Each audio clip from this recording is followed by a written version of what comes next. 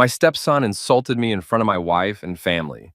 And when I confronted him, my wife snapped, "He's not your son. Don't correct him." I just smiled.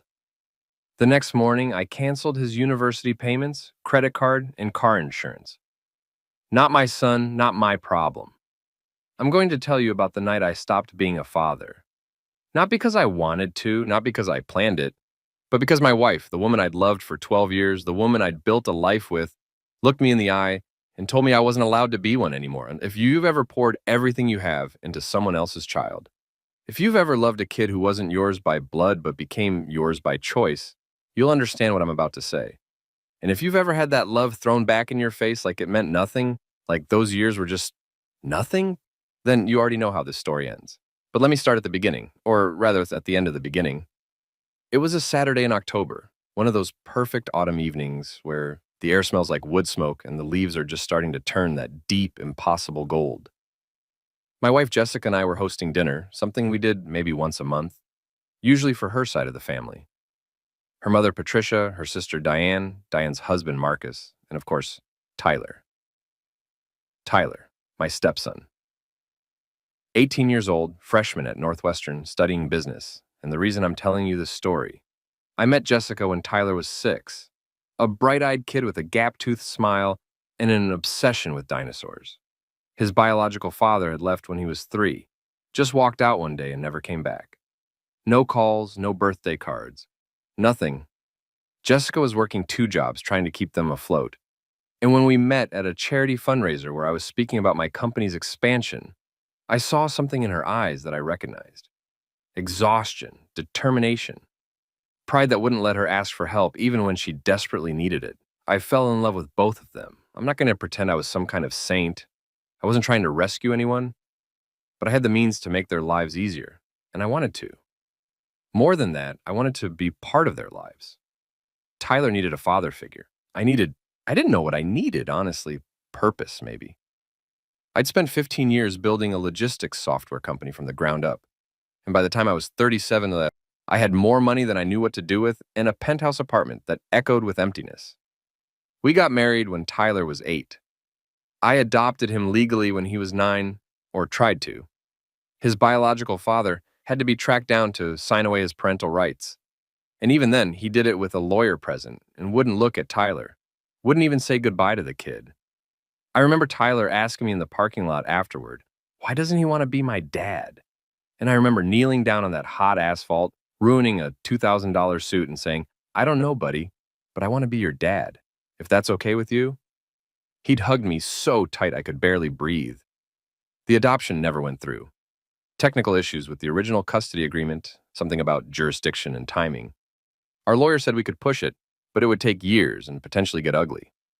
Jessica said it didn't matter. Tyler was mine in every way that counted. So I let it go. I figured she was right. Blood doesn't make a family, love does, commitment does. I put Tyler through private school, paid for SAT tutors, tennis lessons, that summer trip to Japan he wanted so badly. Taught him how to drive, how to tie a tie, how to ask someone on a date without sounding like an idiot. I was there for every parent-teacher conference, every soccer game, every late-night panic about college applications. I opened a college fund when he was 9 and contributed to it religiously. By the time he graduated high school, there was enough there for 4 years at any school he wanted, plus grad school if he chose it. I loved that kid like he was my own blood, and for 12 years, I thought he loved me back. But that Saturday in October, sitting around our dining room table with our family, I learned exactly how much I'd been fooling myself. Dinner had been going well. Too well, maybe. I should have known. I'd made my mother's lasagna recipe, the one with the bechamel sauce, that takes 3 hours and uses more butter than any cardiologist would approve of. Jessica had been distant lately, stressed about her mother's health and some issues at her own job, but she'd smiled when she tasted it and squeezed my hand. Patricia, her mother, had complimented the wine pairing. Even Diane, who usually found something to criticize, had been pleasant. Tyler had come home from Northwestern for the weekend. He'd been different since starting college, more confident, more independent. I'd expected that. What I hadn't expected was the edge, the subtle condescension that had crept into how he spoke to me, the way he'd started referring to me as Mom's husband when talking to his friends, as if I hadn't been raising him for more than half his life. Jessica said it was normal. He's finding himself, she'd explained one night when I mentioned it. Teenagers push back against their parents. It's developmental, but I wasn't his parent, apparently. Not when it mattered. We were halfway through dessert, tiramisu from that Italian place Jessica loved, when it happened. Tyler was telling everyone about his economics professor, some hotshot who'd worked at Goldman Sachs before teaching. He was explaining market efficiency theory, Tyler said, gesturing with his espresso cup. And this one guy in my class challenged him, said the professor was making assumptions that didn't account for information asymmetry. And what did the professor say? Marcus asked, leaning forward. Tyler smirked. He absolutely destroyed this guy. Pointed out that he clearly hadn't done the reading, didn't understand the foundational concepts, and was basically arguing from ignorance. It was brutal. Everyone in the lecture hall was dying. I smiled. Sounds like the kid learned a lesson about preparation. Tyler's eyes flicked to me. Something cold passed through them. Yeah, well, some people need to be put in their place when they're out of their depth. There was a pause, a tiny hesitation around the table. Speaking of being out of your depth, I said lightly, trying to steer the conversation, how's your accounting class going? Last time we talked, you said the problem sets were challenging. They're fine, Tyler said flatly. I'm managing. Do you need any help? I offered. I worked with our company's CFO enough to... I don't need help with accounting from someone who built his wealth on logistics software, Tyler interrupted, his voice sharp. No offense, but tracking trucks and managing supply chains isn't exactly high finance. The table went silent. I felt it like a slap. Not the content. Tyler had always been a bit pretentious about academic hierarchons and theoretical versus practical knowledge. But the tone, the dismissiveness, the casual cruelty of it. Tyler, Jessica said, but her voice was soft, almost apologetic. Not to me, to him, like she was sorry for having to correct him. It's fine, I said, keeping my voice even. But Tyler, that was disrespectful. I was offering to help because I care about your success, not to prove anything about my own knowledge. Tyler set down his coffee cup. Disrespectful? I was just being honest. You're sensitive because you're not actually educated in finance or economics, and you don't like being reminded of it. Tyler, that's enough, I said, and now there was steel in my voice. I don't care if you think I'm not educated enough for you. I care that you're speaking to me like I'm beneath you when I've done nothing but support you. Support me? Tyler laughed, and it was ugly. You mean pay for things? Yeah, you've been great at that. Writing checks doesn't make you... Doesn't make me what? I asked quietly. Tyler leaned back in his chair, and his next words came out with the carefully practiced cruelty of someone who's been thinking them for a while. Doesn't make you my father. The room froze. I felt something crack inside my chest. Not break, not yet. Just crack like ice under pressure. Tyler, apologize, I said. My voice was calm, too calm. The kind of calm that comes before storms. Why should I? Tyler shot back. It's true, you married my mom. You pay for stuff. But you're not my dad. You never adopted me. My mom never even took your last name. You're just the guy who's here. Tyler! Jessica's voice finally had some force in it, but not enough, not nearly enough. I turned to her. Jessica, tell him to apologize. She looked at me, and in her eyes I saw something that made the crack in my chest widen. Guilt, discomfort, but also something else. Something that looked horribly like agreement. David, she said softly, maybe we should just let it go. He's young. He's stressed. Let it go? I stared at her. Jessica, he just told me I'm not his father. After 12 years, after everything I stopped myself, took a breath. He needs to apologize. For what? Tyler interjected. Telling the truth? You're not my father. I mean, legally you're not. You never actually adopted me. Mom kept her name, I kept my name, we're not actually related. Tyler, that's not fair, Diane said quietly. But no one else spoke up. Patricia looked uncomfortable. Marcus studied his plate. I looked at Jessica again, waiting for her to say something, anything, to tell Tyler that family isn't just about blood or legal documents, to defend the 12 years I'd spent being his father in every way that mattered. Instead, she said the words that changed everything. David, he's not wrong. Her voice was quiet, apologetic but firm. He's not your son. Not legally. You can't, you can't correct him like you're his father. The crack became a chasm. I sat very still. If you've ever had your entire reality rewritten in a single sentence, you know what I'm describing. That moment where the past reorganizes itself, where 1,000 small things suddenly make horrible sense. The times she'd introduced me as her husband instead of Tyler's father. The way she'd always deferred to her mother on parenting decisions. The way, now that I thought about it, she'd been slowly, incrementally establishing distance between Tyler's life and mine. I see, I said, and I smiled.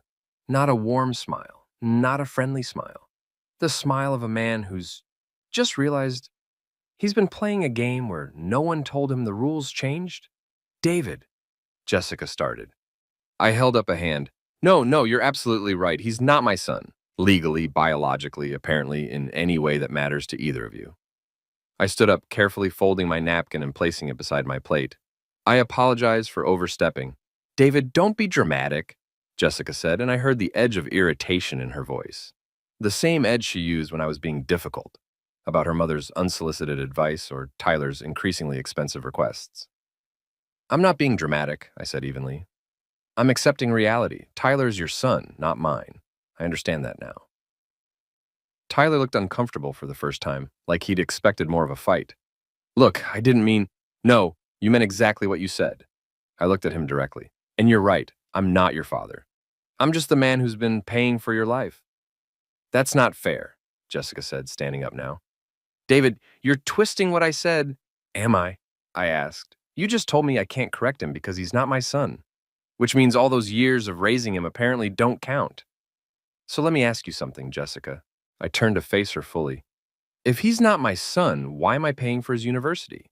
Why is his credit card linked to my account? Why is his car insurance under my policy? Why is the college fund I've been contributing to for 9 years still in my name? Her face went pale. David, that's different. Is it? I asked softly. Because from where I'm standing, it sounds like I'm good enough to be his father when it comes to money, but not good enough to be his father when it comes to respect. You're being unfair, Patricia interjected. The boy spoke out of turn, but you're taking this too far. I looked at Jessica's mother, the woman who'd always been polite to me, but never warm, who'd never quite forgiven me for not having the pedigree she'd wanted for her daughter. You're right, I said. I'm taking it too far. I should have seen this more clearly years ago. I looked at Tyler one more time. Congratulations on your economics class. I hope your professor's lessons about the information asymmetry sink in, because you're about to learn a very expensive lesson about assumptions. I walked out of the dining room, grabbed my keys, and left. Behind me, I heard Jessica calling my name, but her voice sounded very far away. I drove for 2 hours that night. Just drove, windows down, letting the October cold sting my face. I thought about every moment of the last 12 years, every soccer game I'd attended, every homework session at the kitchen table, every time I'd been there when Tyler needed something, money, advice, a ride, someone to talk to about girls or college or his future. And I thought about the way Jessica had looked at me across that table. Not with love, not with gratitude, with irritation. Like I was being unreasonable for expecting basic respect after 12 years of devotion. By the time I got home, it was past midnight. Jessica was still up, sitting in the living room with a glass of wine. We need to talk, she said. No, I replied. We don't. I went upstairs, opened my laptop, and started going through financial accounts, bank statements, insurance policies, credit card accounts, the college fund. Tyler's accounts, all of them were either in my name or linked to my finances. Not my son, not my problem. The phrase kept echoing in my head. Tyler's words and Jessica's silent agreement. I didn't sleep that night. Instead, I made a very careful list of everything that was about to change. By sunrise, I knew exactly what I was going to do. Sunday morning came with that brutal clarity that follows a sleepless night. The kind where your eyes burn and your head aches, but your thoughts are crystalline, sharp as broken glass. I heard Jessica wake up around 7. Her footsteps in the hallway, hesitant, then the soft knock on the guest room door where I'd spent the night. David? Her voice was small. Can we talk? Come in, I said. I was already dressed, sitting at the desk with my laptop open, documents spread around me. She opened the door, still in her robe, eyes red-rimmed. She'd been crying. Part of me, the part that had loved her for 13 years, wanted to comfort her. But that part was drowning under the weight of what she'd said, what she'd chosen. "I'm sorry," she said immediately. "Last night, I shouldn't have said that. I was just trying to de-escalate the situation, and it came out wrong." "Did it?" I asked, not looking up from the screen. "Come out wrong, I mean, because it seemed pretty clear to me." "David, please." She came into the room, sat on the edge of the bed. "Tyler was out of line. I should have backed you up more strongly. But you have to understand, he's 18. He's trying to assert his independence, and he said something hurtful in the moment. That doesn't erase everything you've done for him, doesn't it?" I finally looked at her. "Because from where I'm sitting, Jessica, it erases quite a lot. Tell me something, honestly. Do you see me as Tyler's father?" She hesitated. That hesitation told me everything. "I see you as his stepfather," she said carefully. "As someone who's been incredibly important in his life, who's been there for him in ways his biological father never was." "But David, you're not his father. That's just factual." "Factual," I repeated. The word tasted bitter. "Is it factual that I've spent over $300,000 on his education, housing, and expenses over the last 10 years? Is it factual that I've been to every single school event since he was 8 years old? Is it factual that I'm the one who taught him to drive, who helped him with college applications, who sat up with him when he was worried about his future?" "Of course all of that is true," Jessica said, and now there was frustration in her voice. "And I'm grateful for all of it. But David, you're conflating two things. You've been an amazing stepfather. That doesn't mean Tyler has to treat you exactly like a biological father." I stared at her. "Did you just say he doesn't have to treat me like a father? I mean..." She stopped, realizing how that sounded. "I mean, there's a difference in the relationship. You know there is. There wasn't a difference when I was paying for things," I said quietly. "There wasn't a difference when you needed someone to be there for him. But when it comes to respect, suddenly there's this massive distinction." "You're being unfair," she said, and now her voice had an edge. "Tyler said something shitty. He's 18 and stupid sometimes. But you're acting like this one comment negates everything, and that's not fair either. You're punishing him for being a teenager." "I'm not punishing anyone," I said. "I'm accepting reality. You both made it very clear last night that Tyler is not my son, so I'm adjusting my behavior accordingly." Her eyes narrowed. "What does that mean?" I turned the laptop toward her. On the screen was my bank's account management page. "It means that effective immediately, I'm removing Tyler from all financial support that comes from me." The color drained from her face. "What?" "His university payments," I said, clicking through the pages. $68,000 a year. I've been covering it through the college fund I established, with supplements from my personal accounts. That stops now." "David, you can't..." "His credit card," I continued. "The one he uses for books, food, entertainment. It's linked to my account. I'm canceling it today." "David, his car insurance, his phone bill, his apartment near campus. Like, I've been covering the rent difference between the dorm and the apartment he wanted. All of it, Jessica. All of it ends today." She stood up, her hands shaking. "You can't do this. David, he's in the middle of his semester. He'll have to drop out." "No," I said calmly, "he won't, because he has a mother who can support him. You have a good job, Jessica. You make decent money. You can take over his expenses." "I can't afford Northwestern's tuition." Her voice was rising, panic setting in. "David, you know I can't. I have my own expenses, my mother's medical bills, Your son," I finished. "You have your son's expenses, not mine, not my responsibility. You made that very clear last night." "That's not what I meant." She was crying now, anger and fear mixing in her voice. "I meant legally, technically. But of course, he's your son in the ways that matter." "Is he?" I asked. "Because it seems like the only way I matter is financially. I'm not allowed to discipline him, not allowed to correct him, not allowed to expect respect from him. But I'm supposed to keep writing checks? How does that work exactly?" "Because you love him," Jessica shouted. "Because you've been his father for 12 years, and you don't just stop loving someone because they hurt your feelings." "You're right," I said. "I don't stop loving someone because they hurt my feelings. But I do stop supporting someone who doesn't see me as family. Tyler made it clear that I'm not his father." You supported that assertion, so I'm taking you both at your word. She was pacing now, hands in her hair. This is insane. David, you're being cruel. You're hurting him to get back at me. I'm not trying to hurt anyone, I said, and I meant it. My voice was calm, measured, empty. I'm simply recognizing the reality of our relationship. Tyler is not my son. You said so yourself. Therefore, I have no obligation to support him financially. If he were my son, I'd continue paying for everything, but he's not, so I won't. This is punishing him for something I said. No, I corrected. This is me accepting what you both said. If you think I'm wrong, Jessica, then tell me, is Tyler my son or not? She opened her mouth, closed it. The silence stretched between us like a chasm. I thought so, I said. David, please. She was begging now, all pretense of anger gone.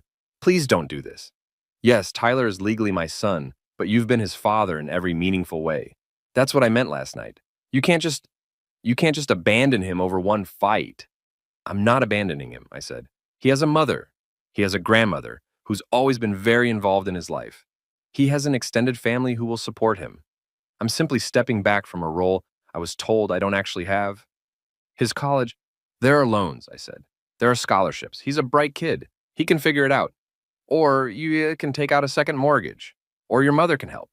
There are options, Jessica. They just don't include me anymore. She stared at me like she'd never seen me before. I don't know you right now. This isn't the man I married. Maybe not, I agreed. Maybe I'm the man who finally woke up. Tell me something, Jessica. If the situation were reversed, if I had a biological child and you'd been helping raise them for 12 years, and that child told you that you weren't their parent, would you keep paying for their life? She didn't answer. I didn't think so, I said. I spent the next hour on the phone.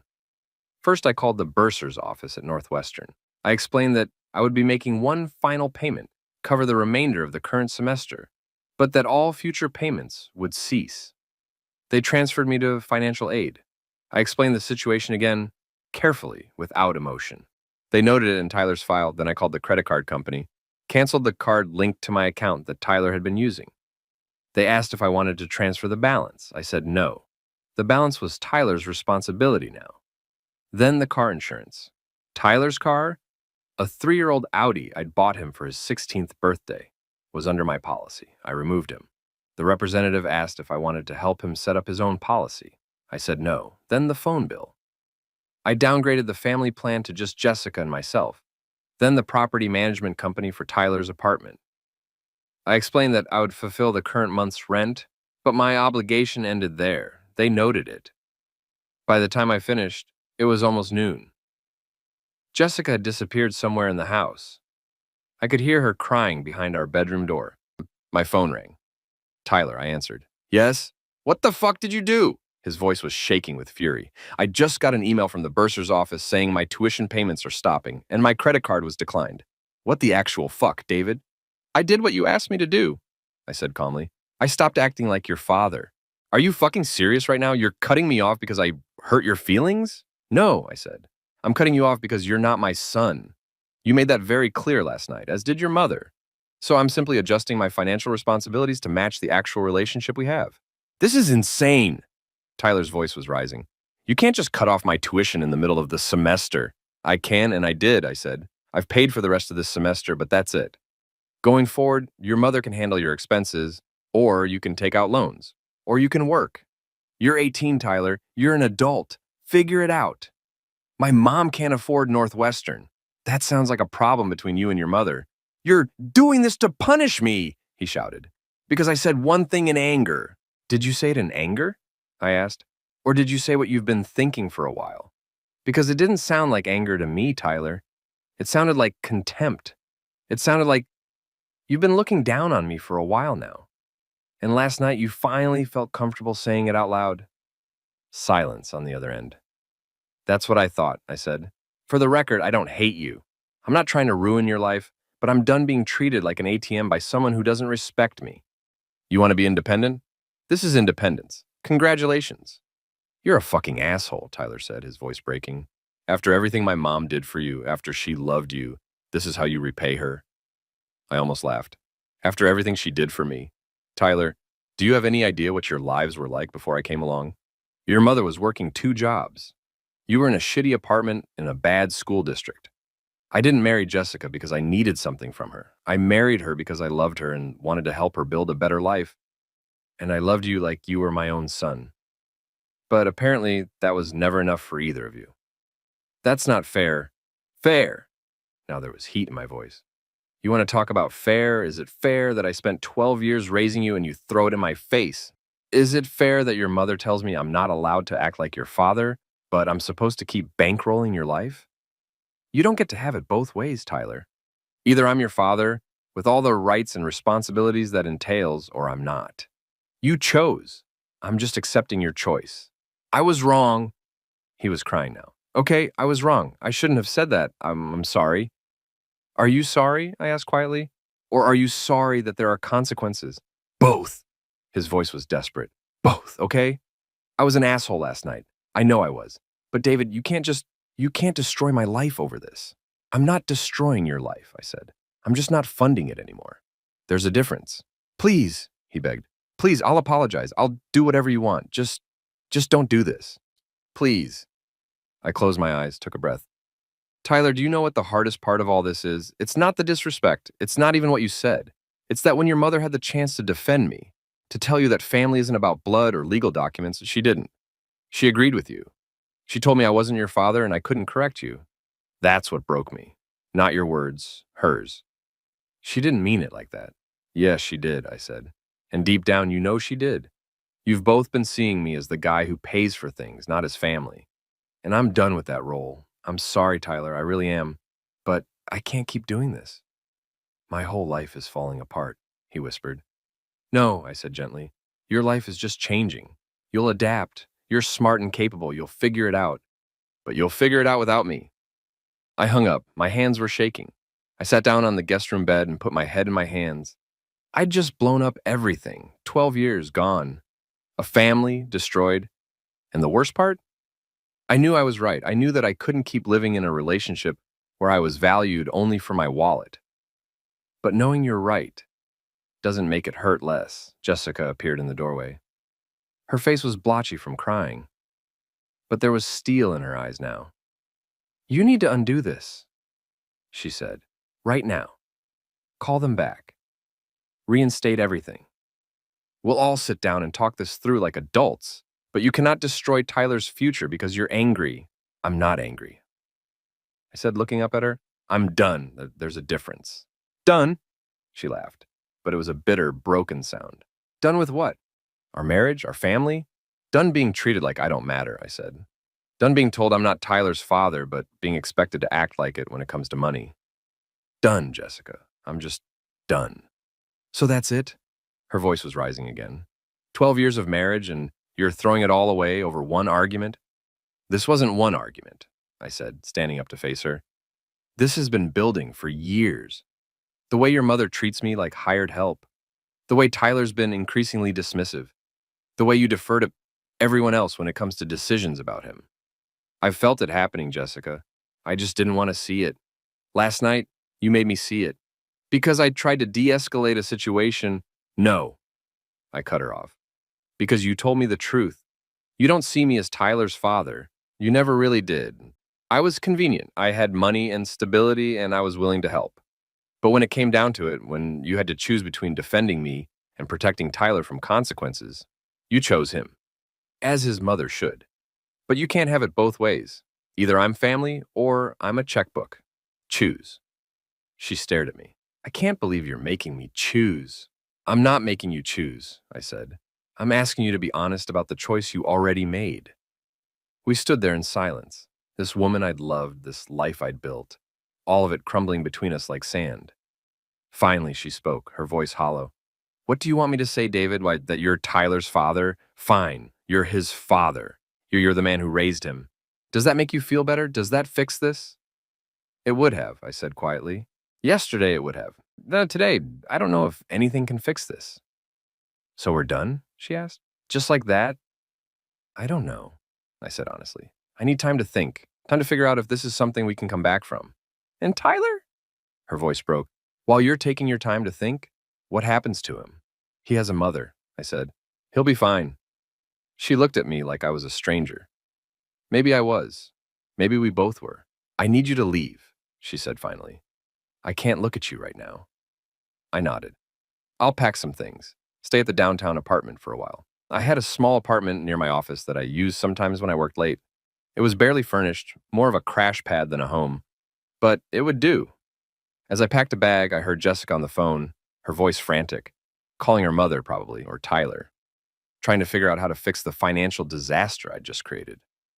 Part of me felt guilty, but a larger part felt something else. Relief. The downtown apartment was exactly as I'd left it 3 months ago. Sterile, impersonal, with furniture that came from a corporate catalog. Gray couch, glass coffee table, a bed with white sheets that felt hotel crisp. The refrigerator hummed emptily. The windows looked out over the city, and I stood there for a long time that Sunday evening watching lights come on in offices and apartments, watching lives continue while mine fractured. My phone wouldn't stop ringing. Jessica called 12 times in the first 2 hours. I didn't answer. Patricia called, then Diane, then Tyler again. Then Jessica's sister's husband, Marcus, which surprised me. He'd always been friendly but distant. I let them all go to voicemail. Around 9 p.m., I finally listened to the messages. Patricia's was first. David, I don't know what's gotten into you, but this vindictive behavior is beneath you. Tyler's a child. You're punishing him for being young and foolish. I expect better from a man of your age and position. Call Jessica. Fix this. A child. Tyler was 18, legally an adult, but to Patricia he would always be a child. Funny how that worked. Old enough to tell me I wasn't his father, but too young to face the consequences. Diane's message was more diplomatic. David, I understand you're hurt. What Tyler said was wrong, but this seems like an extreme reaction. Can we all sit down and talk about this? Maybe family counseling? Please call me back. Family counseling? I almost laughed. You can't counsel someone into being family. Either they are or they aren't. Marcus's message was the shortest. Hey man, I get it. Probably more than anyone else in this family does. But for what it's worth, you should know Tyler's freaking out.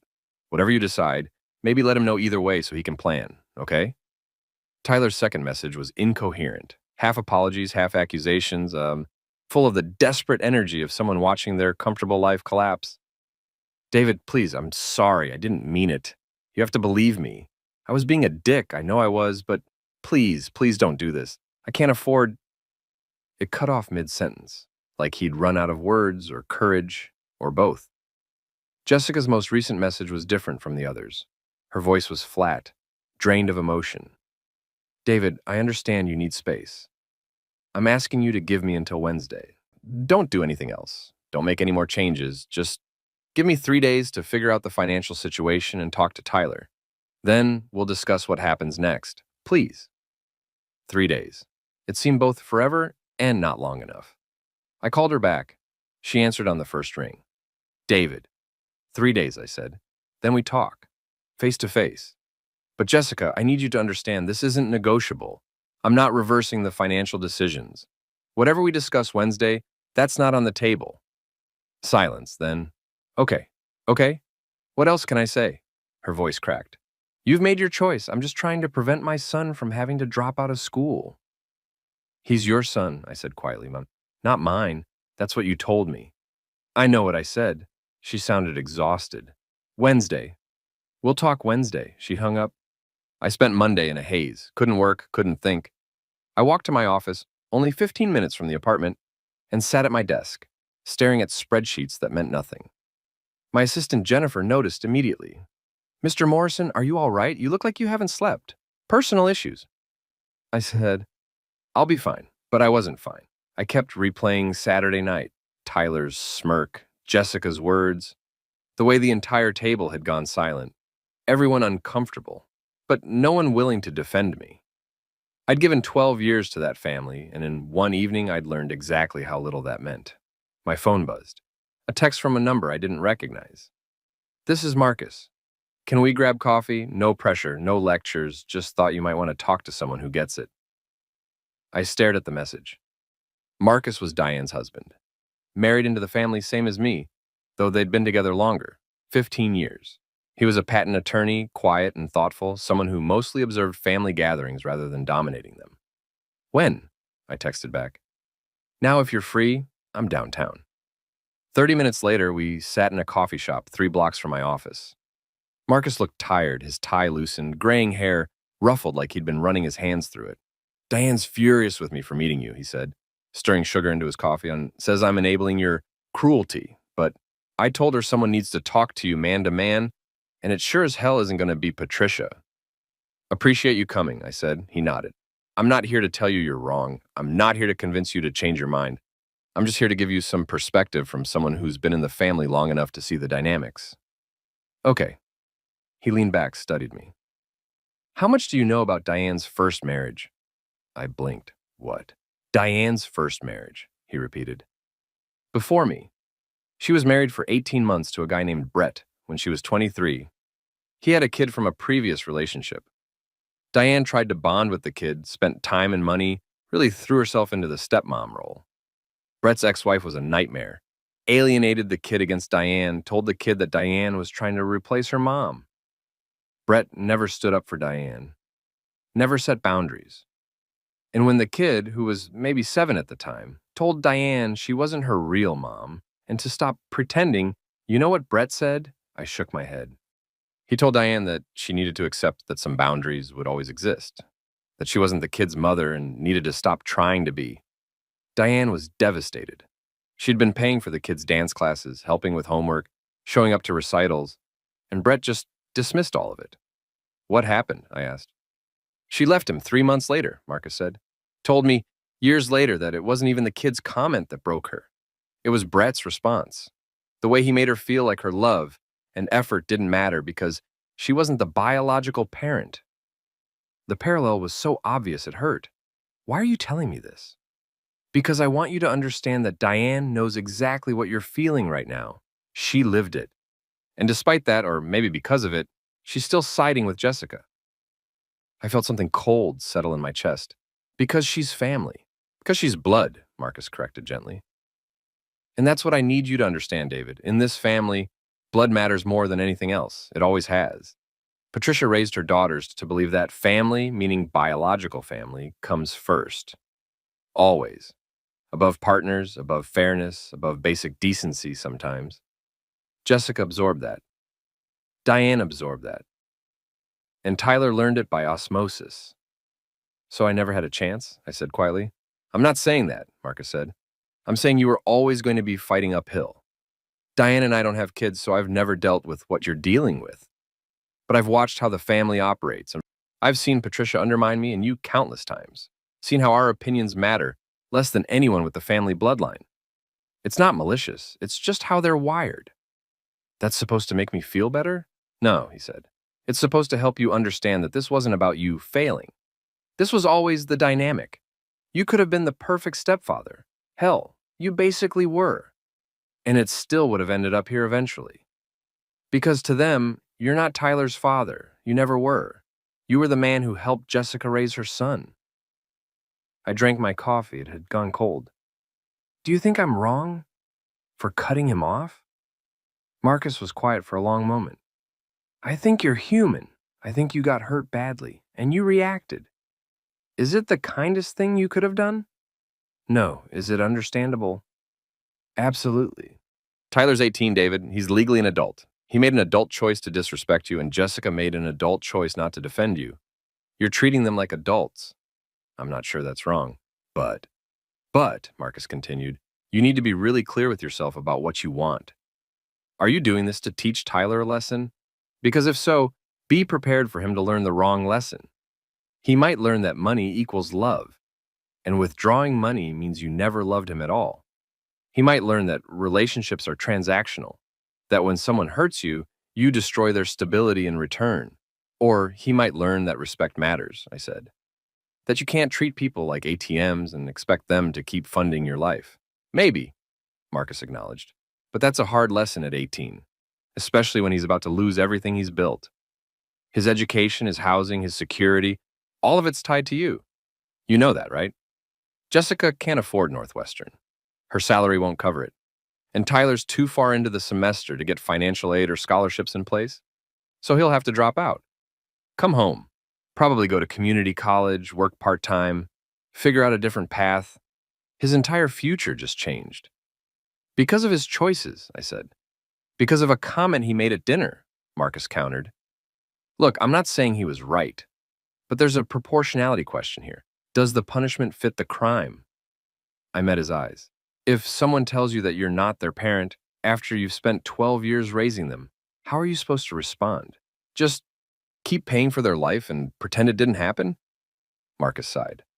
I don't know, man. I honestly don't. I'm just asking you to think about what you really wanted to achieve here. If it's revenge, okay, own that. But if it's supposed to be a teachable moment, make sure you're teaching what you think you're teaching. We sat in silence for a while. Jessica loves you, Marcus said finally. I know Saturday night didn't show it, but she does. She's programmed to protect Tyler above everything else. Patricia made sure that. It doesn't excuse what she said, but it might explain it. Does she love me more than she resents depending on me? I asked. Because I've started wondering about that. If I didn't have money, would she have married me? If I couldn't pay for Tyler's school, would she have stayed? That's not fair, Marcus said, isn't it? I stood up.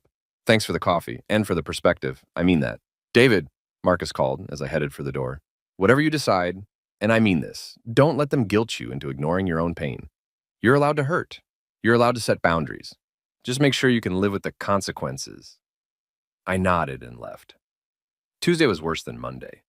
Word had spread through Jessica's family, and by extension to mutual friends. My phone filled with messages, some sympathetic, most critical. An old college friend, man, I heard what happened. Rough situation, but cutting off a kid's college? That's cold. A couple we used to have dinner with. We're thinking of you and Jessica. Hope you guys can work through this. Jessica's cousin, who I'd met twice. You should be ashamed of yourself. Tyler made a mistake. You're an adult. Act like one. I turned off my phone. Wednesday morning, I met Jessica at a neutral location, a conference room at my lawyer's office. She'd suggested a coffee shop, but I needed the formality, the reminder that this was serious. She arrived exactly on time, dressed professionally, her face carefully composed. But I could see the exhaustion in her eyes, the tightness around her mouth. We sat across from each other at the long table. My lawyer, Richard Chen, sat beside me. Jessica was alone. You brought a lawyer? She asked, and there was hurt in her voice. This is a legal and financial discussion, I said. Yes. She nodded slowly. Okay, then I'll be direct. Tyler's dropping out, I can't afford Northwestern, and we can't arrange alternative funding in the middle of the semester. He's coming home this weekend. He'll enroll at the community college in January and work part-time. His academic trajectory is destroyed because you threw a tantrum. I didn't throw a tantrum, I said quietly. I recognized reality. You punished a child, an 18-year-old adult, I corrected. For hurting your feelings, she continued as if I hadn't spoken. And you punished me for not immediately defending you the way you wanted. You've destroyed Tyler's future to prove a point. No, I said. Tyler's future isn't destroyed, it's different. He'll adapt. And I didn't punish him for hurting my feelings, Jessica. I stopped funding someone who doesn't see me as family. There's a difference. Semantics. She spat the word. You're hiding behind semantics because you know what you did was cruel. Was it cruel, I asked, or was it honest? Tell me, Jessica, if I continued paying for everything, what would that teach Tyler? That he can disrespect me and face no consequences? That I'm just a wallet he can access by tolerating me? What exactly would that teach him about relationships, about respect, about family? She looked at Richard. Can you talk sense into him? Richard cleared his throat. Mrs. Morrison, I'm here to represent David's legal interests, not to mediate your relationship. But I will say this, everything David has done is completely legal. Tyler's not his biological son, was never legally adopted, and David has no financial obligation to him. The payments David made were voluntary, and he's within his rights to stop them. I know they were voluntary. Jessica's composure was cracking. That's what made them meaningful. They weren't obligations, they were love, and now he's using that as a weapon. Is love supposed to be unconditional? I asked. Even when it's not reciprocated, even when the person you love tells you you're not their family? He's 18, she shouted. 18-year-olds say stupid things. They don't mean them. Did he mean it? I asked quietly. You were there, Jessica. You heard how he said it. Did that sound like a momentary lapse, or did it sound like something he's been thinking for a while? She looked away. That's what I thought, I said. And more importantly, when he said it, you agreed with him. You told me I wasn't his father, and I couldn't correct him. So which is it? Am I his father or not? You're his stepfather, she said. You've been his stepfather for 12 years. That means something. It should, I agreed. But apparently it doesn't mean I get to act like a parent. It doesn't mean I get respect. It just means I get to pay for things. And I'm done with that arrangement. She pulled out a folder from her bag, slid it across the table. I did some calculations. Over the 12 years we've been together, you've spent approximately $450,000 on Tyler. School, clothes, activities, travel, the car, his college fund. That's not counting indirect expenses like the larger house we needed, the family vacations, all of it. $450,000. Okay, I said. I'm asking you to honor that investment, she said. You've already put in so much.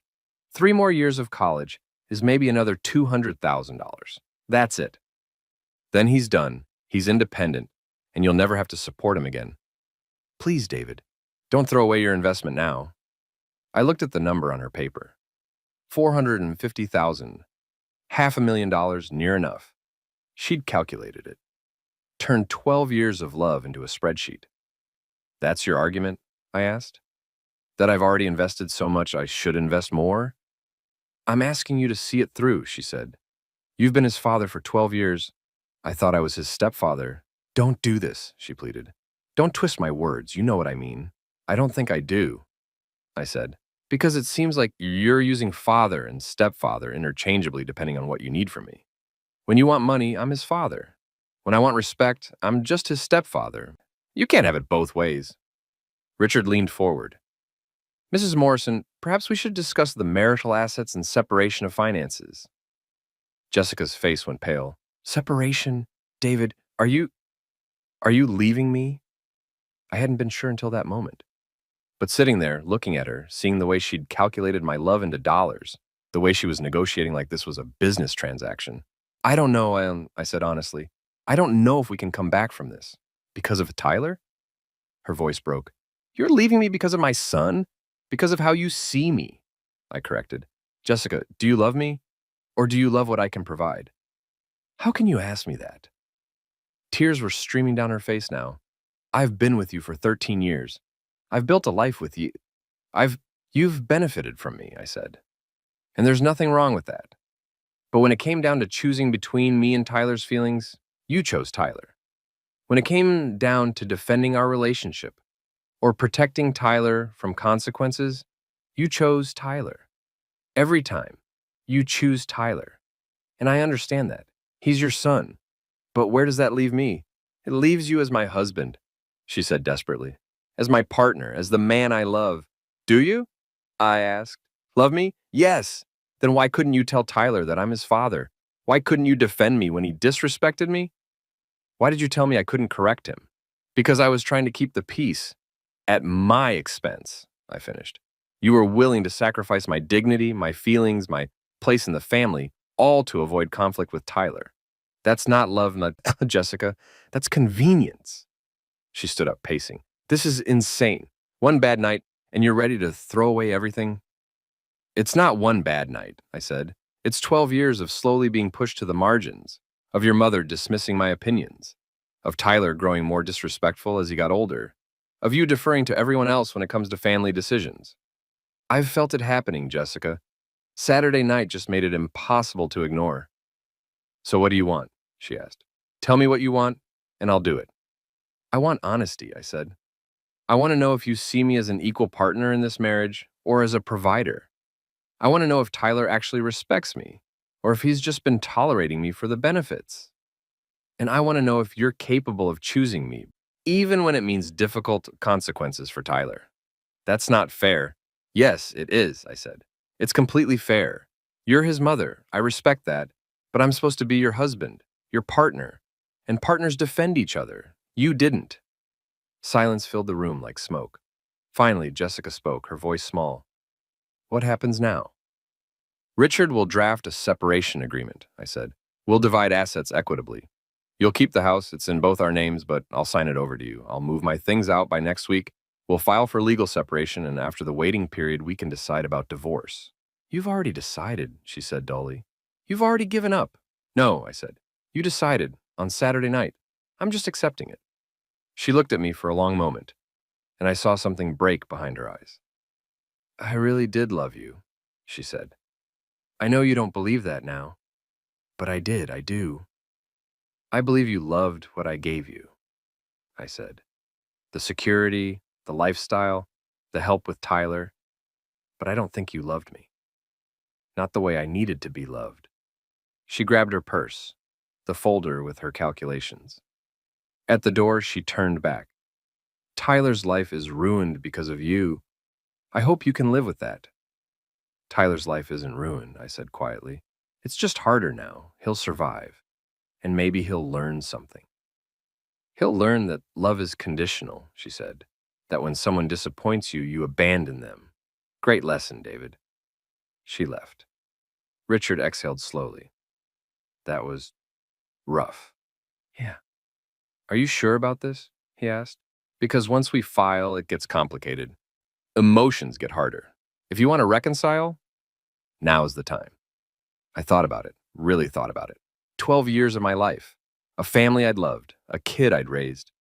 And I thought about sitting at that table, hearing Jessica tell me I wasn't Tyler's father, seeing everyone's uncomfortable faces, but no one defending me. I'm sure, I said. The next few weeks passed in a strange fog. I moved my essentials out of the house while Jessica was at work. Clothes, laptop, a few pieces of art I'd bought before we met. She didn't fight me on anything, which somehow made it worse. We communicated through lawyers, polite and cold. Tyler left Northwestern. Jessica posted on Facebook about how proud she was of him for choosing a new path and showing resilience in the face of adversity. Several people commented sympathetically. No one mentioned why he'd left. I threw myself into work. There was a new contract with a major retailer, some expansion opportunities in the Southeast. I stayed at the office until midnight most nights, not because I needed to, but because the alternative was the empty apartment and my thoughts. It was Marcus who broke through the haze. He texted me 3 weeks after the coffee shop conversation. Need to talk to you. Something you should know. Can I come by? He arrived at my apartment that evening with a bottle of scotch and a flash drive. I shouldn't be doing this, he said, pouring us both drinks. Diane will kill me if she finds out, but you deserve to know. Know what? He plugged the flash drive into my laptop. I do 8 security consulting on the side. Sometimes that means recovering data, investigating breaches, that kind of thing. Last year, Tyler asked me to look at his laptop. Said it was running slow, probably had malware. I cleaned it up, but I also saw something that stuck with me. Marcus, just look, he said, opening a folder. It was a series of screenshots. Text messages, mostly. Between Tyler and his friends. The first one was from about 6 months ago. Tyler. God, my stepdad is so fucking annoying. Won't stop asking about my grades. Friend. Does he pay for school? Tyler. Yeah, but that doesn't mean he owns me. He's not my actual dad, man. Friend. Free ride, though? Tyler. True, just gotta put up with him for a few more years, then I'm done. I felt sick. Marcus scrolled to the next one. This one was from a year ago. Tyler. My mom's husband is being weird about money again. Says I need to learn to budget. Friend. That sucks, man. Tyler. Whatever. He'll cave. He always does. Mom makes sure of it. Friend. Your mom sounds cool. Tyler. She is. She knows how to handle him. Just gotta let him feel important, and he'll do whatever.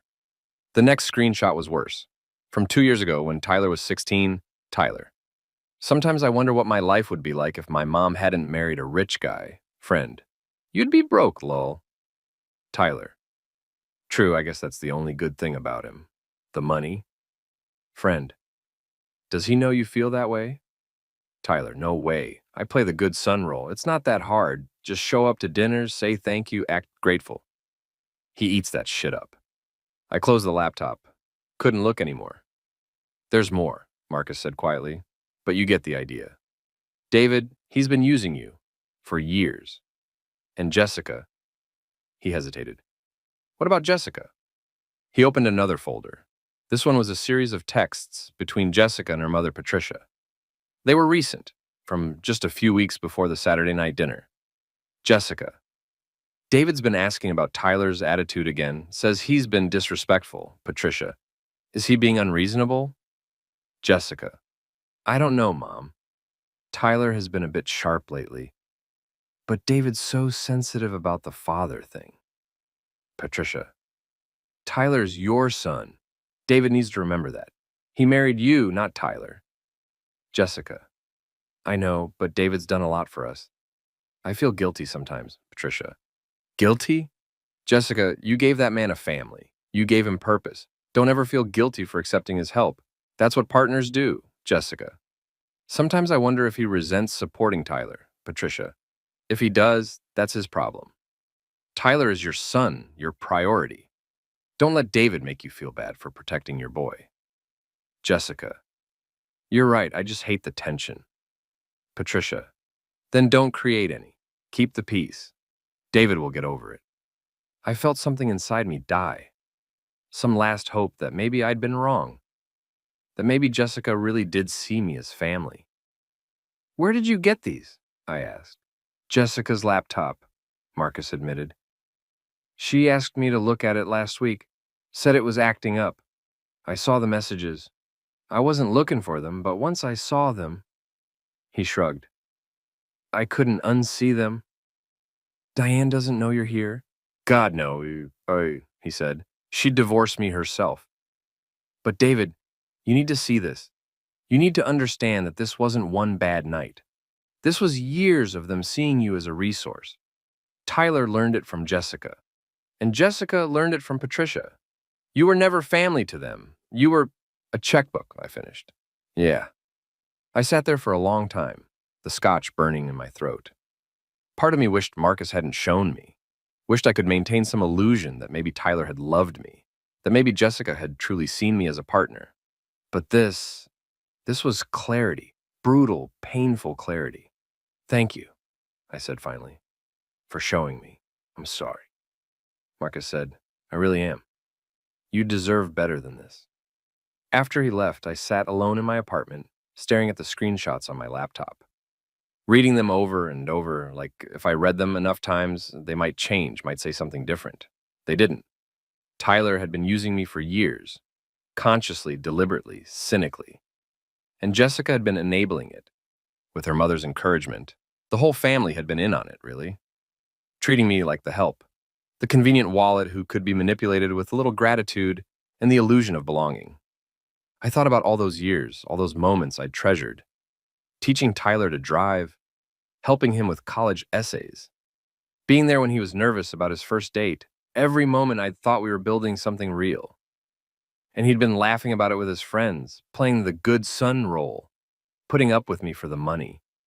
I felt rage, not the hot, explosive kind, the cold, calculating kind, the kind that makes decisions. I opened my laptop and started writing. I spent the entire weekend writing, not just for me, for Tyler, for Jessica, for everyone who'd asked me to reconsider, who'd called me cruel, who'd told me I was overreacting. By Sunday night, I had something I was satisfied with, a complete accounting. Not just of the money, though that was part of it, but of the years, the moments, the thousand small ways I'd been used and dismissed and taken for granted. Monday morning, I sent it. Not to Tyler or Jessica directly, to everyone, Trisha, Diane, and Marcus, with an apology to Marcus, who already knew. Jessica's extended family, the mutual friends who'd sent me judgmental messages. I even posted an edited version publicly on my social media, something I never did.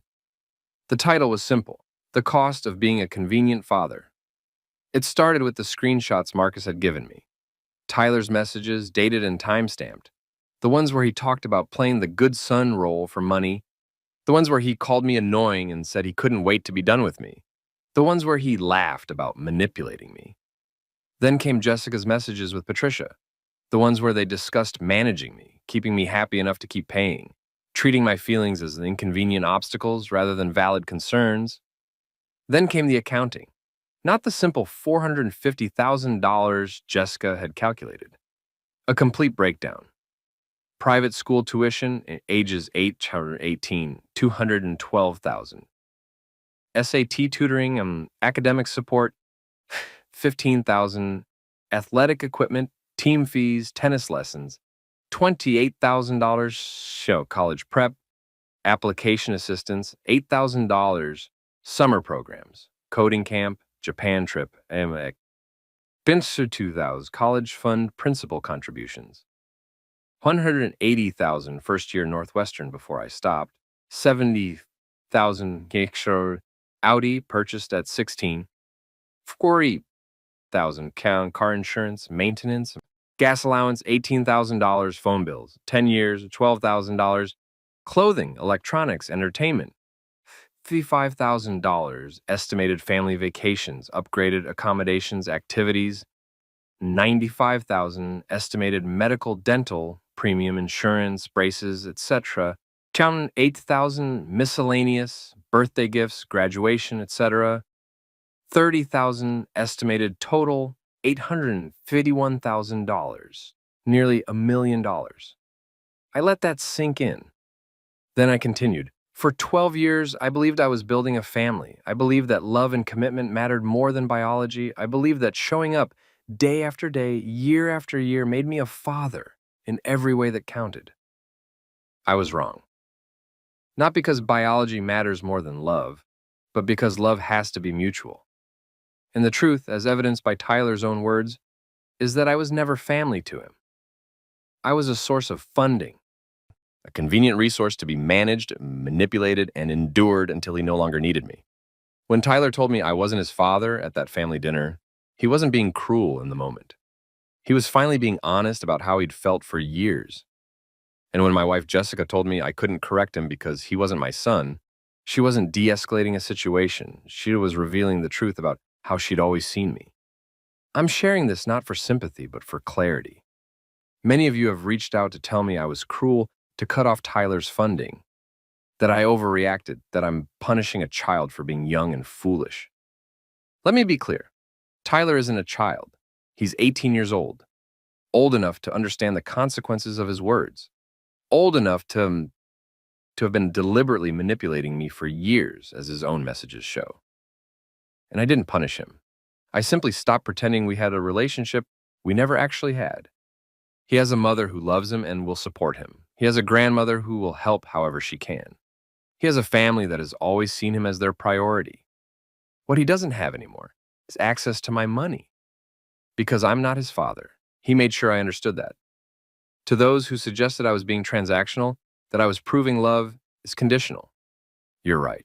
Love is conditional. It's conditional on respect, on honesty, on treating the people who care for you like they matter. I spent 12 years giving unconditional love to someone who was conditionally tolerating me. That's not a relationship. That's exploitation. To Jessica, I loved you. I loved the family I thought we were building. But we were never building the same family. You were building a life where Tyler was the center and I was the support system. Where I was expected to provide without complaint, to accept disrespect without consequences, to pretend that financial support was equivalent to being valued. I'm done pretending. To Tyler, I hope community college treats you well. I hope you learn the value of the things you took for granted. I hope you eventually understand that relationships require more than just showing up and saying thank you. But mostly, I hope you learn that people aren't ATMs. We're not here to fund your life just because we're capable of doing so. To everyone else, I know this seems harsh. I know it seems like I'm airing private matters publicly, but given the number of people who felt entitled to judge me based on incomplete information, I thought you deserved the complete picture. I don't expect forgiveness. I don't expect understanding. But I do expect to be left alone from here on out. I'm not the villain in this story. I'm just a man who finally learned to recognize when he wasn't actually part of the story at all. David Morrison. I hit send at 6 a.m. Monday morning. By 8 a.m., my phone was exploding. The response was immediate and overwhelming. Jessica called 17 times in the first hour. I didn't answer. Then came the texts. How could you do this? You're destroying Tyler publicly. My mother is having a panic attack. Everyone is calling me. Answer your phone, David. You're a cruel, vindictive person, and I can't believe I ever loved you. Then Patricia, surprisingly, via email rather than phone. Mr. Morrison, what you've done is beyond reprehensible. To publicly humiliate a child, to expose private family matters, to weaponize screenshots that you obtained illegally, this is beneath contempt. I want you to know that you've destroyed any chance of reconciliation with Jessica. You've made it impossible for Tyler to hold his head up in this community. You've damaged relationships that took years to build. I hope you're satisfied with your revenge. I hope it was worth burning every bridge you ever had. Patricia Winters. I almost laughed at obtained illegally.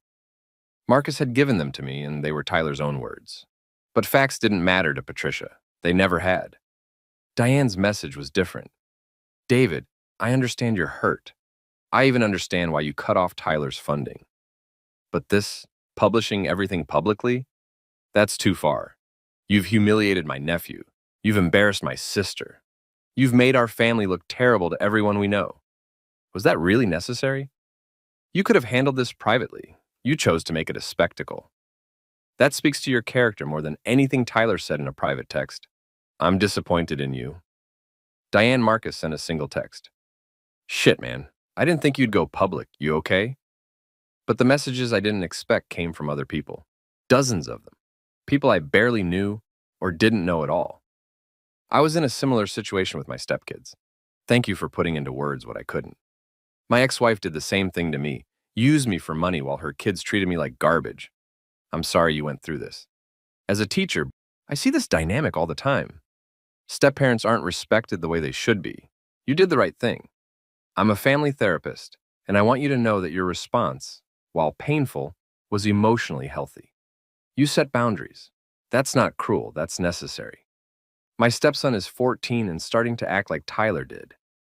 Your post was a wake-up call. Thank you.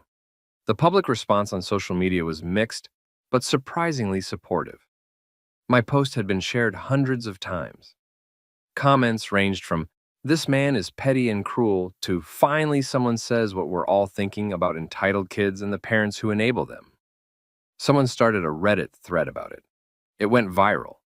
Thousands of comments dissecting every aspect of the situation, debating step-parent rights, discussing family dynamics, sharing similar stories, and I became the stepdad who cut off the ungrateful stepson. A meme, a cautionary tale, a villain to some, a hero to others. My lawyer called Tuesday morning. David, I need to talk to you about the post. What about it? Jessica's attorney is saying she might pursue legal action. Defamation, possibly. Invasion of privacy. The screenshots could be problematic.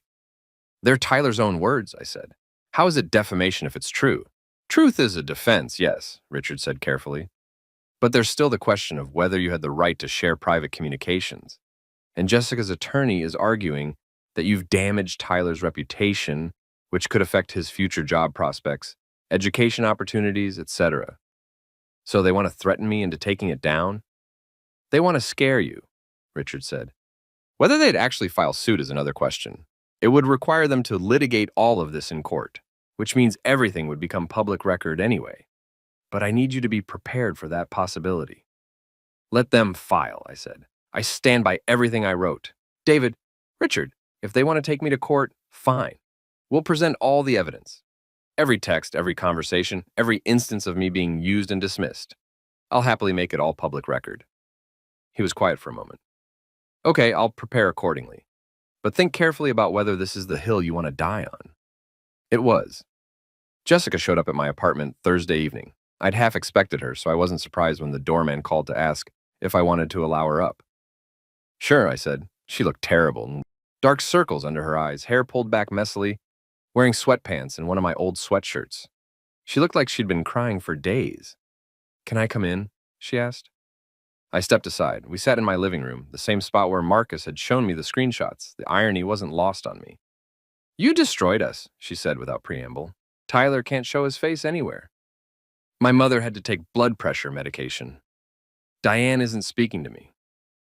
Everyone at my office has seen the post. My boss called me in to ask if there were personal issues affecting my work. I'm sorry for the collateral damage, I said, but I'm not sorry for telling the truth. The truth? Her laugh was bitter. You took private conversations out of context and turned them into a weapon. Those texts were from years ago. Tyler was a kid.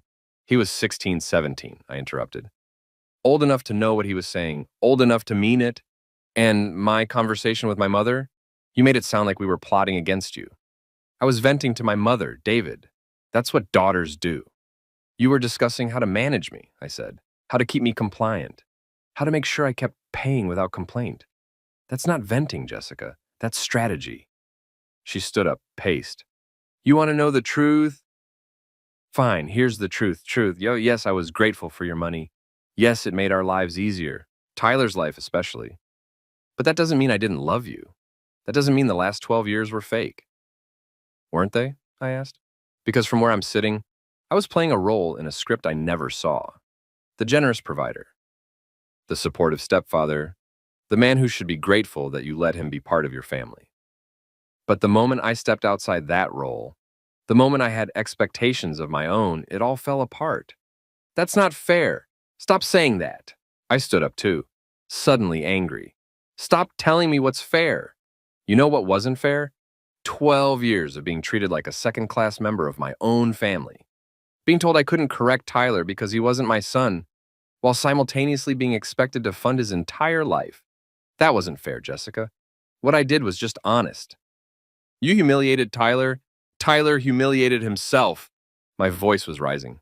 With his own words, I didn't make him write those texts. I didn't make him talk about manipulating me, about putting up with me for money, about how he couldn't wait to be done with me. He did that. I just showed people who he really is. He's 18, she screamed. He's a kid. Kids say stupid things. You're 49 years old, David. You're supposed to be the adult here. I am being the adult, I said coldly. The adult who refuses to be used anymore. She collapsed onto the couch, crying. I can't believe this is happening, and I can't believe you hate us this much. I don't hate you, I said, and I was surprised to find it was true. I don't hate Tyler either, but I don't trust you. I don't respect you. And I can't be in a relationship with people I don't trust or respect. What about everything we built? She asked through tears. 12 years, David. 12 years of memories and moments, and I'll treasure those memories, I said quietly. The ones that were real. But I can't pretend anymore, Jessica. I can't pretend that you saw me as an equal. I can't pretend Tyler saw me as a father. And I can't keep funding people who don't value me beyond my bank account. Is that all you think this was about? Money? Wasn't it? I met her eyes. If I lost everything tomorrow, if my company failed and I had nothing, would you stay? She didn't answer. That's what I thought, I said. She stood up, wiped her eyes. I came here to ask you to take down the post, to try to salvage something, but I can see there's no point. You've already decided we're the villains. No, I said, I've decided I'm done being the hero in someone else's story. She left without saying goodbye. Spring came early that year. By April, the city was green again, cherry blossoms erupting along the walking paths, the river sparkling in the sunshine. I'd started running in the mornings, something I'd never had time for during the marriage, always too busy managing everyone else's schedules. The divorce was finalized in March. Jessica kept the house, as agreed. I kept most of the liquid assets and my retirement accounts. It was clean, clinical, the kind of divorce that happens when both parties just want it over. Tyler never reached out. Not once. Jessica told her lawyer, who told my lawyer, that he'd enrolled in community college and was working part-time at a bookstore. She painted it as if he was doing well, proving he didn't need me. Maybe he was. Maybe he'd learned something. I doubted it, but stranger things had happened. Marcus and Diane divorced. He told me about it over another coffee in the same shop where we'd first met. She couldn't forgive me for showing you those screenshots, he said. Said I betrayed the family. I told her I couldn't be part of a family that operated like a criminal conspiracy. She said I had to choose.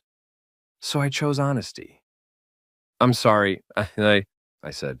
I never wanted... Don't, he cut me off. Best thing that ever happened to me. I should have left years ago. Just took your situation to show me what I was tolerating. Patricia never spoke to me again. Diane sent one final email telling me I destroyed 2 marriages and that she hoped I was happy. I didn't respond. But the strangest thing was the connection with people I'd never expected to hear from. My college roommate, someone I hadn't spoken to in 20 years, reached out after seeing the viral post.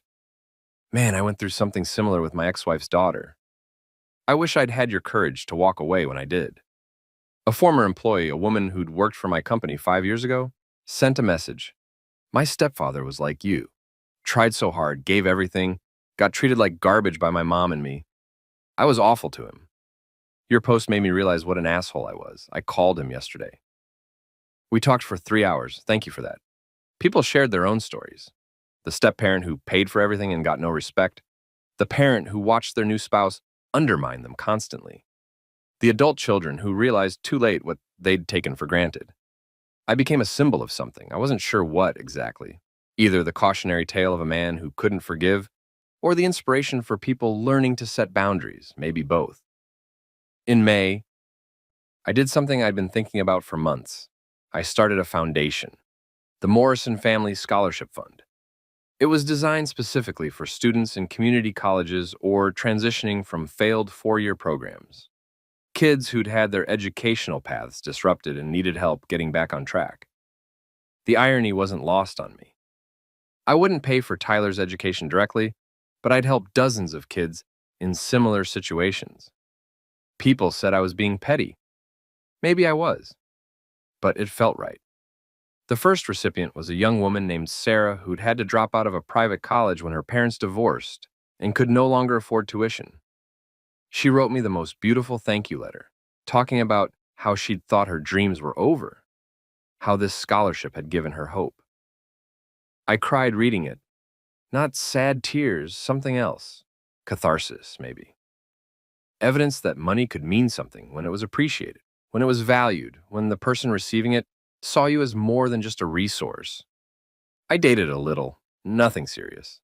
A few women from professional circles, a colleague from a nonprofit board I served on. It was nice, but distant. I wasn't ready yet. Maybe wouldn't be for a long time. Some nights I still thought about Tyler.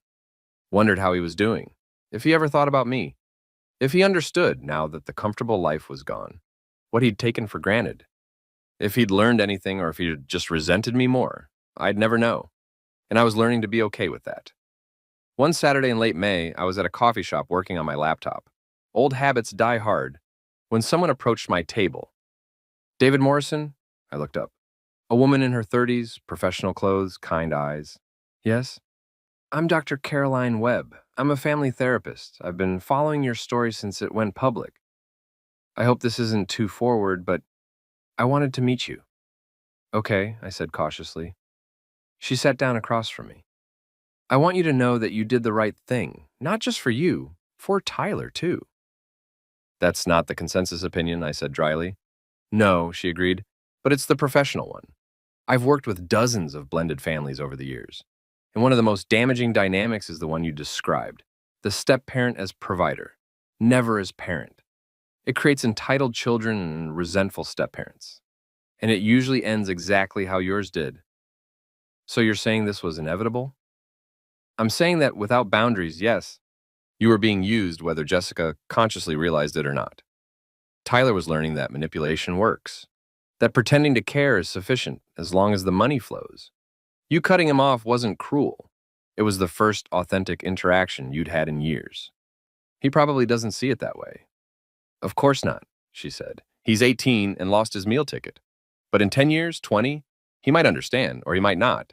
But that's not your responsibility anymore. Doesn't feel that way, I admitted. She smiled. It never does. But David, you love that boy. You gave him everything you could. And when you finally asked for something back, respect, basic human decency, you were told you weren't entitled to it. Walking away wasn't giving up on him. It was refusing to teach him that love means tolerating abuse. I didn't cry, but it was close. Thank you, I said. She stood up. There's a step-parent support group that meets in the city, monthly. If you're interested, I can send you the information.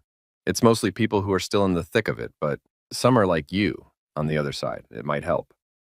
I took her card. I never went to the group. Wasn't ready for that. But I kept the card. It arrived in September, just as the weather was turning cool again. Almost a year since the dinner that changed everything. The handwriting on the envelope, was familiar but unpracticed, like someone who rarely wrote by hand anymore. Tyler's. I stared at it for 20 minutes before opening it. David, I don't know if you'll read this. Mom said you probably won't, that you've moved on and don't want to hear from us. But I need to write it anyway. I'm not going to apologize for what I said at dinner. I mean, I am, but not first. Because I think you deserve to know the context first. And then you can decide if the apology means anything. I've been seeing a therapist since February. Mom insisted after I failed most of my first semester at community college. I was angry all the time, couldn't focus, kept getting into arguments with professors and classmates. The therapist said I was dealing with unprocessed emotions about the disruption in my family structure. That's how she put it. Like, you cutting me off was some kind of natural disaster, not a choice you made. But after a few months of sessions, I started understanding something. It wasn't just anger about losing the money. It was anger because I'd been lying to myself for years, and you made me face the truth. I didn't respect you. You know that. You saw the texts. But what I'm starting to understand is why. It wasn't because you weren't good enough or smart enough or whatever bullshit I told myself. It was because respecting you meant acknowledging how much I needed you. And I couldn't do that. Because my bio dad left, and some part of me decided that needing a father was weak, dangerous. If I admitted I needed you, really needed you, then losing you would destroy me like losing him did. So I kept you at a distance. Told myself you were just mom's husband, just the guy who paid for stuff. Because that way, if you left, it wouldn't hurt. Turns out I was an idiot. Because you did leave, and it destroyed me anyway. Just in a different way. My therapist made me do this exercise. She had me list every memory I have of you over the last 12 years. Just sit down and write them all out. Do you know what I realized? You were at every single important moment of my life. Every soccer game, even the ones at 6 a.m. on Saturdays. Every parent-teacher conference. You taught me to drive. You helped me write my college essays. You were there when I got my heart broken by Sophie Martinez in 10th grade, and you didn't make fun of me for crying. You bought me my first suit for the homecoming dance.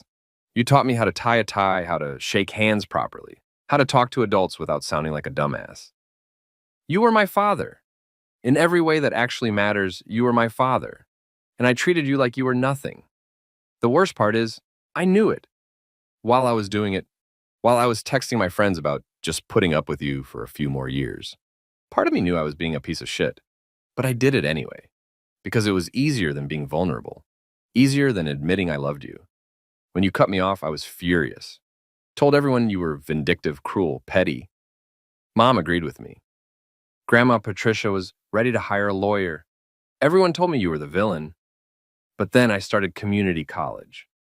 Started working at the bookstore. Started paying for my own phone bill, my own car insurance, my own everything. And you know what? It sucks. It's hard. I'm tired all the time. I can't afford to go out with friends. I had to sell the Audi because I couldn't make the insurance payments on my own. I ride the bus now. I eat ramen more than I want to admit. And every single day, I think about how you did this for 12 years. Paid for everything. Never complained. Never held it over my head. Just took care of me. Because that's what fathers do. I didn't understand that until it was gone. My therapist says I'm processing loss and that I might be idealizing you now the way I demonized you before. Maybe she's right, but I don't think so. I think I'm finally being honest. I miss you, not your money, though. I'd be lying if I said I didn't miss the security, but I miss you. I miss our Saturday morning breakfast at Frank's Diner. I miss the way you'd quiz me on vocab words while we drove places. I miss watching football with you and you explaining the plays, even though I never really cared about football and we both knew it. I miss feeling like someone was in my corner. I know I don't deserve your forgiveness. I know what I said was unforgivable, and I know posting those screenshots publicly probably made you hate me even more. I don't blame you for any of it. But I want you to know that I understand now. You weren't being cruel when you cut me off. You were being honest. You were showing me what I'd actually been saying for years, just through your actions instead of words. I wasn't your son. I made sure you knew that. So you stopped acting like my father. That's fair. That's completely fair. And I'm sorry it took losing you to understand what I had. Mom and I don't really talk about you. It's this silent thing between us. She's angry at you for the public post, for humiliating us. But I think she's also angry at herself. She won't admit it, but I See her looking at your picture sometimes, the one from our trip to Lake Tahoe. She keeps it in her desk drawer. She thinks I don't know. I don't know what I'm asking for with this letter. I don't think I'm asking for anything, really. I just needed you to know that I get it now. I understand what you did, why you did it, and why I deserved it. You were a good father to me, the only real father I ever had. And I threw it away because I was too scared to admit how much I needed you. I'm sorry for what I said at dinner, for the texts, for treating you like an ATM for 12 years, for not seeing what I had until it was gone, for everything. I hope you're doing okay. I hope you found whatever it is you were looking for when you left. And I hope someday, maybe not now, but someday, you can forgive me. Even if you can't, I needed to tell you this. You deserve to know. Tyler. I read the letter 3 times. Then I put it down and stared out my window at the city lights. For a long time, I didn't know what I felt. Vindication, maybe, sadness, relief, anger, hope. It was all mixed together, this cocktail of emotions I couldn't name. He understood. Finally, he understood. But understanding doesn't erase 12 years of being used. Understanding doesn't rebuild trust that was systematically destroyed. Understanding is necessary for healing, but it's not sufficient. Did I forgive Tyler? I didn't know. Did I want to? I didn't know that either. I put the letter in my desk drawer. Maybe someday I'd respond. Maybe I wouldn't. But for now, it was enough to know that the lesson had landed. That somewhere in Chicago, a young man was learning what it meant to value people for more than what they could provide. That night, I slept better than I had in months. It's been 2 years since that October dinner. 25 months, if we're counting. I am, though I try not to. Tyler and I have an arrangement now. It's not a relationship, not exactly. More like a cautious détente. We email maybe once a month. Short messages, updating each other on our lives. He tells me about school. He transferred to a state university after getting his grades up at community college. I tell him about the foundation, which has helped 43 students now. He's majoring in education, wants to be a teacher, he says. Something about helping kids who don't have stable families. The irony isn't lost on either of us. We've met for coffee twice. Once last summer, once this past winter. Both times were awkward, stilted, full of long pauses and careful words. But they weren't hostile. That's something. He apologizes every time. I tell him he doesn't need to. He does it anyway. I think he needs to, so I let him. I don't give him money. He's never asked. I think that might be growth. I hope it is. Jessica and I are civil now. The anger has faded into something more like regret. We see each other occasionally at neutral events, a mutual friend's wedding, a charity gala. We make small talk. She's dating someone, she told me last time, a teacher from Tyler's old high school. He's nice, she said, and I believed her. She wasn't asking for my approval, just sharing. That felt like progress. Patricia passed away last year. Heart attack, sudden. I sent flowers. Went to the funeral, sat in the back. Jessica saw me there and nodded. Tyler looked at me across the room with something like gratitude. I left before the reception. I'm dating someone seriously now. Her name is Angela. She's a nurse, divorced, no kids. She knows my history. I told her everything on our 3rd date, figuring if it was going to scare her off, better to know early. She listened to the whole story, then said, "So you have boundaries. Good, so do I. We've been together 16 months. It's different from what I had with Jessica. Simpler, more honest. We split bills, we make decisions together. When we disagree, we talk it through. She doesn't have kids for me to help raise, which is both a relief and a small sadness I'm still working through. The public post is still up. Every few months, someone discovers it, shares it, and I get a new wave of messages. Some grateful, some angry. I don't engage anymore. Said what I needed to say, don't need to defend it. The foundation is thriving. We gave out over $1 million in scholarships this year. Sarah, the first recipient, graduated last month. She invited me to the ceremony. I went. She introduced me to her parents, who thanked me with tears in their eyes. That felt better than anything had felt in a long time. Sometimes I wonder what would have happened if that October dinner had gone differently. If Jessica had defended me. If Tyler had apologized immediately. If the family had chosen me over their comfortable dynamic. Would we still be together? Would Tyler and I have a real relationship? Would I be happy? I don't know. Maybe, probably not. The cracks were already there. had been there for years. That dinner just made them impossible to ignore. I don't regret what I did, not the financial cutoff, not the public post, not walking away. I regret that it had to happen, that 12 years of love and effort ended the way it did. But I don't regret standing up for myself, for finally recognizing my own worth. If you've ever been in a relationship where you felt taken for granted, where your contributions were expected but never valued, where you were loved for what you provided rather than who you were, I want you to know something. You don't owe anyone your continued sacrifice if they can't give you basic respect. You don't have to keep giving to people who only know how to take. You don't have to stay in a family, biological or chosen, that treats you like you don't matter. It's gonna hurt. God, it's gonna hurt. Walking away from people you love, people you've invested years into, people you desperately want to have a relationship with, that's agony. I know, I lived it. But the alternative is worse. The alternative is spending your life feeling small, feeling used, feeling like you don't matter in your own family.